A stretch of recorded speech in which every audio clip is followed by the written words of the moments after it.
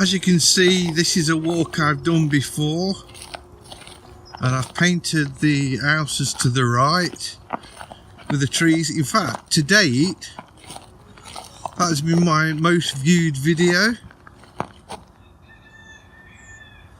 So I could paint it again in the snow. It's a cracking scene. I don't think I'll sketch it though, because I have sketched it before, but I might take a photo of this, maybe for a painting. Fantastic, a field full of sheep. I always like to sketch a few sheep when I see them, because it's always cool to have them in your library to put in paintings or sketches you do at a later date. Sheep do move around a lot, so it's a good idea to have 2 or 3 sketches on the go at one time, so you can start one and it'll move, and as it moves you can start another one and then go back to it if it takes its position again. There's a nice group there. So anyway, we'll see what we come up with.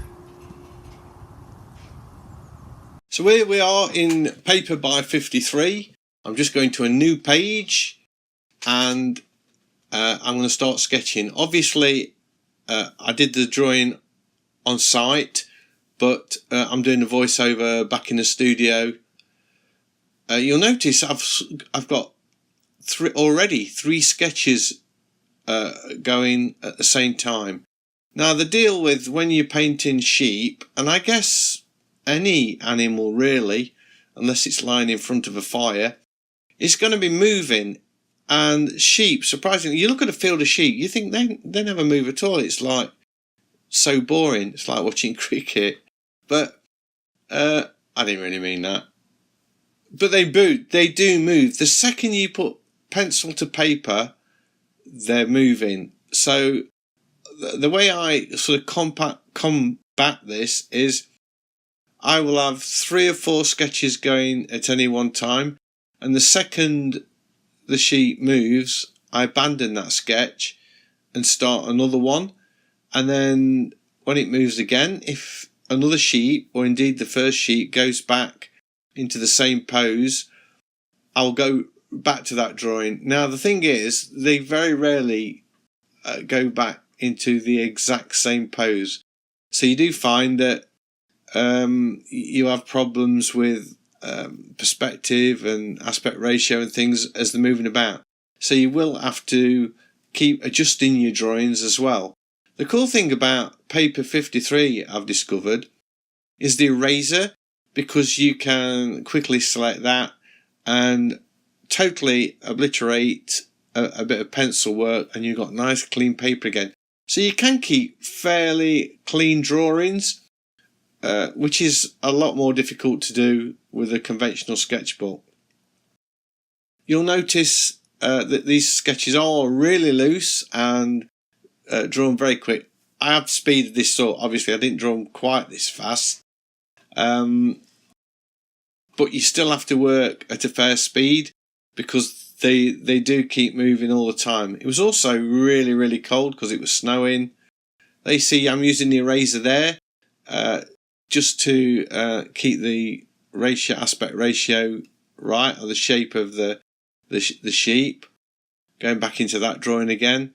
So I'm beginning to get a collection of nice sketches of sheep.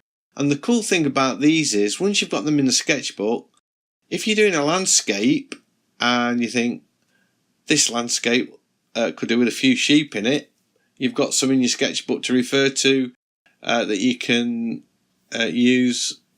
And I've done this time and time, especially when I was doing lots of watercolor paintings and I was doing sort of Derbyshire landscapes. I come from Derbyshire, and there's a lot of sheep in Derbyshire. In fact, the football team are nicknamed the Rams. They've got a ram as their logo.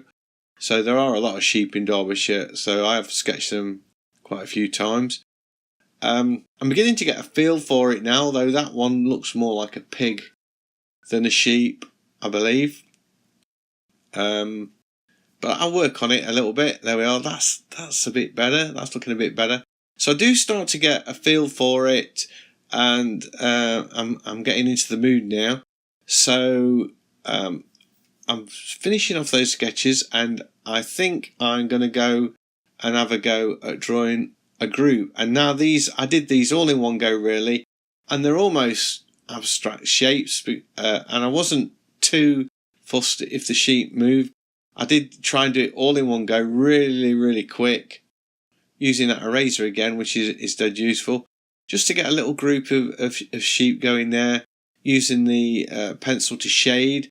I think in here as well, I suddenly remembered that I could use the pencil on its side to put a little bit of shading in as well, instead of just using the pencil tip. I go a bit crazy instead. There's the pencil on its side, look. I go a bit crazy and put a little bit of landscape in there. So that's getting close to the end. I was quite pleased with this. I'm loving the way my sketchbook is coming along. As you can see, you can smudge paper by 53 the same way as you can smudge real paper. So I didn't let that worry me. I just got my pencil and drew back into it again to tidy that up a little bit, and I was really pleased.